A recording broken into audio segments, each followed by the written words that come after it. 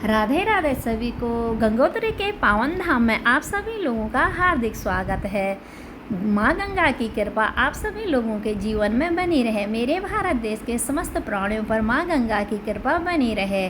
मेरा भारत देश हमेशा सुखी और समृद्ध रहे। और ये है गंगोत्री धाम का नज़ारा, जो कि एकदम अलौकिक और दिव्य है। यहाँ की हवाओं में एकदम अलौकिक सुगंध और शांति घुली हुई है। ऐसा लग रहा है मानो सचमुच ही यहाँ ईश्वर का वास है। आप भी अगर यहाँ आना चाहते हैं तो जून के अंतिम सप्ताह और जुलाई के फर्स्ट सप्ताह में ही यहाँ पर आए, क्योंकि इस समय आपको यहाँ भीड़ भी कम मिलेगी और एकदम मौसम भी आपको सुहावना मिलेगा।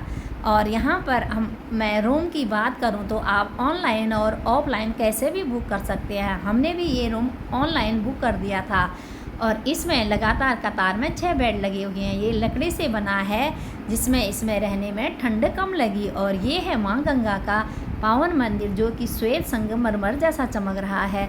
यहाँ पर आप भीड़ कम होने के कारण आसानी से दर्शन कर सकते हैं। और पास में ही बना है भगीरथ तपोस्थली, जहाँ पर बैठकर आप अपने पितरों का तारण कर सकते हैं, उन्हें तर्पण दे सकते हैं। और यहाँ से हम आगे बढ़ते हैं। ये है सूर्य कुंड। माना जाता है कि सूर्य देव की प्रथम किरण धरती पर इसी जगह पर पड़ती है। और ये हैं गौरा माँ के चरण।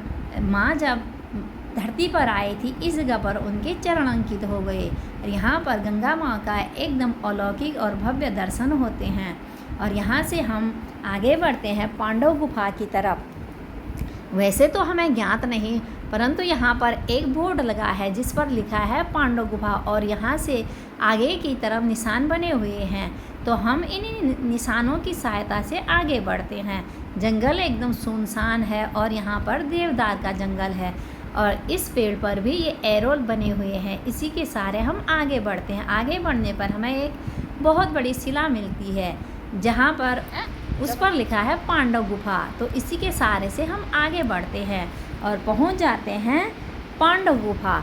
और बाहर से देखने पर ये बहुत बड़ी पत्थर की शिला प्रतीत हो रही थी और इसके नीचे एक छोटा सा प्रवेश द्वार बना है। अंदर जाने में हमें थोड़ी सी हिचकिचाहट तो हो रही थी, लेकिन हम एक एक करके अंदर चले गए।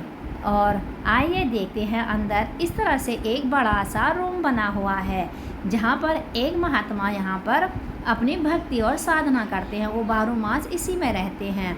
और दूसरी तरफ से बाहर निकलने का एक छोटा सा गेट बना है। कुछ पल यहाँ ठहरने के बाद हम उस द्वार से बाहर निकल जाते हैं।